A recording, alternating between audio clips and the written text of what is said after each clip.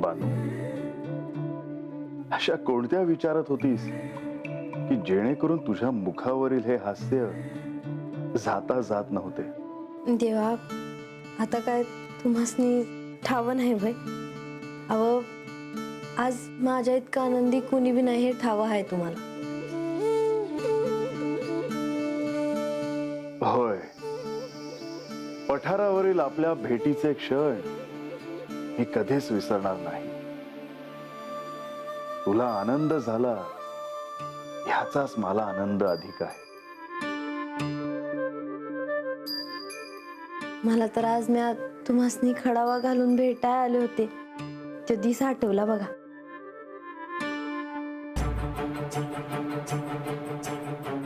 खरंच ती भेट अविस्मरणीय होती.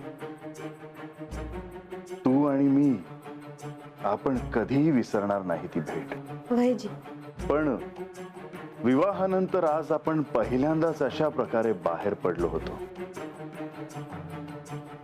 तर देवा, तुम्ही होता म्हणून ते झालं, नाहीतर नसतं झालं बघा.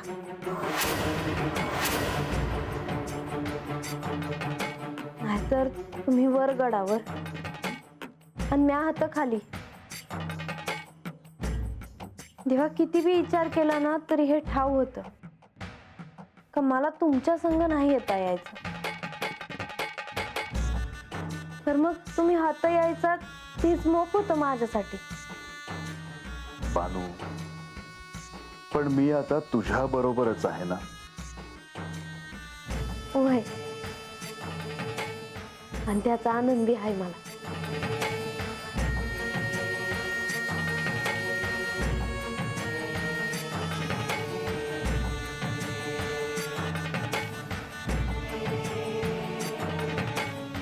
बानू, पण अचानक तुझ्या मुखावर चिंता का आहे? काळजी नाही देवा, नुसता विचार करत होते. कसला? देवा, महाराज आले होते तेव्हा मला असं वाटलं का त्यासनी माझ्या संग काय बाय बोलायचं आहे. तुला खरंच जाणवलं असं? वय म्हणजे महाराज असं कवा बी येत नाही, ती असं आले काय अन गेले काय. बानू, कदाचित मी तिथे असेन म्हणून ते काही बोलू शकले नसतील. नाही देवा, अहो ते असं कशा पायी करत्याल. अहो तुम्ही देव हायसा, मग तुम्हासनी ठाव होणार नाही होय. तरीही कधी कधी अशा काही गोष्टी असतात की ज्या सर्वांसमक्ष सांगणे योग्य नसते. पर असं काय असल? काहीही असू शकतं. पर महाराजांचं माझ्याकडे काय काम असेल? कदाचित त्यांना तुला कोणाचा तरी निरोप सांगायचा असेल. मागाजी, तुम्ही तर माझं गुरु हायसा. गुरुदक्षिणा राहिली आहे आणि तू हो म्हणाली आहेस. नंतर शब्द फिरवू नको. अहो असं काय करताय महाराज? तुम्ही मला हातवर आणला आहे आणि मी तुम्हासनीच नाही कसं म्हणाल?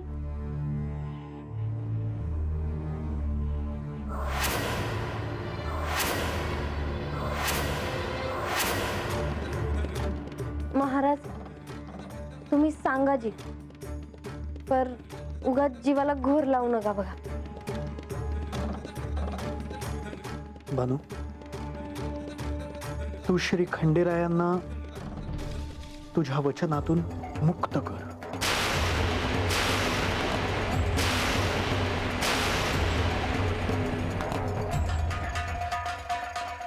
मीच तुला हा मार्ग सुचवला, परंतु आता श्री खंडेरायांना इथे थांबवून ठेवणे योग्य नाही. गडावर महायज्ञ होणार आहे आणि त्यासाठी त्यांना तिथे जाणे आवश्यक आहे. मला माहित आहे तुझ्यासाठी हे सोपं नाही, परंतु तुला माझ्यासाठी हे ऐकावं लागेल.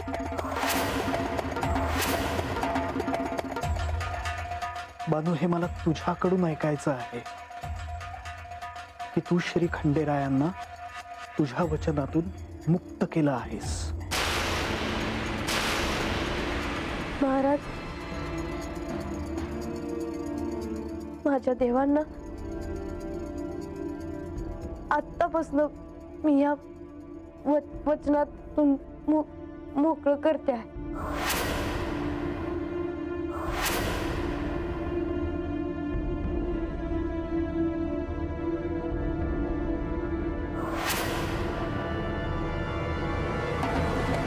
बानू, तुला माझे खूप खूप आशीर्वाद आहेत. कालच्यालाच मला वाटत होत एवढं सुख कसं काय आहे माझ्या आयुष्यात. तोही जड झालं आहे ना. सवय नाही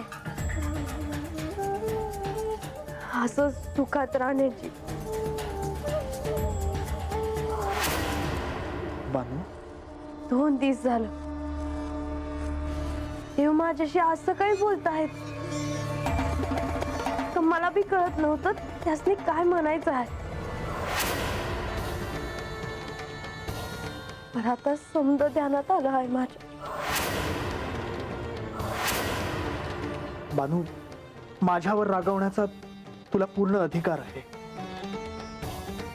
नाही महाराज, अहो तुमच्यावर कशा पाय रागवण्या.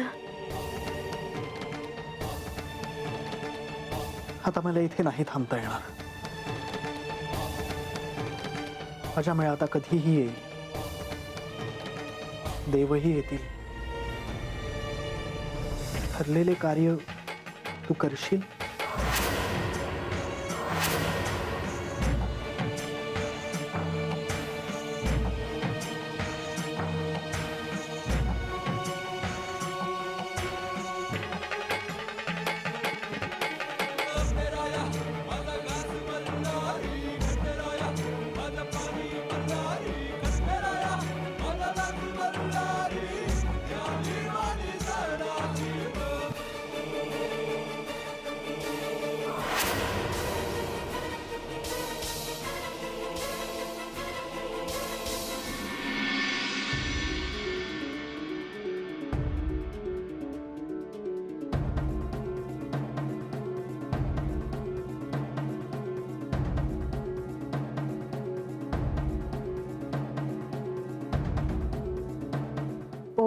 सूर्याय नमः.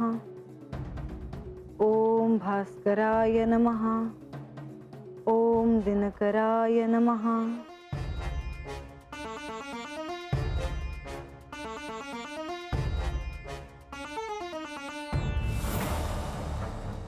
प्रणाम देवी.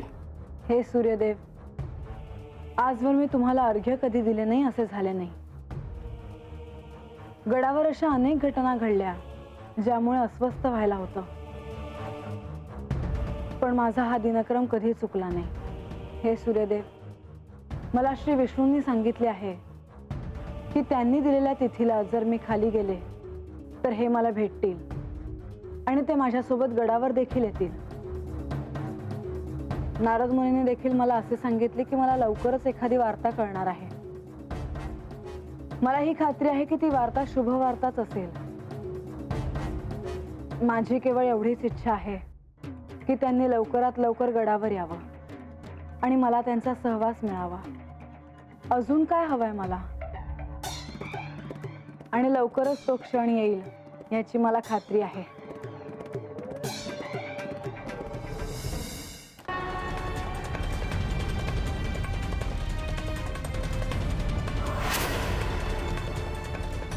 काय दृश्य आहे हे? मासा, तू इथे? का आश्चर्य वाटलं मला इथे पाहून? नाही, अगदी योग्य वेळी आली आहेस तू. मी तुम्हाला गडावर घेऊन जायला आले आहे.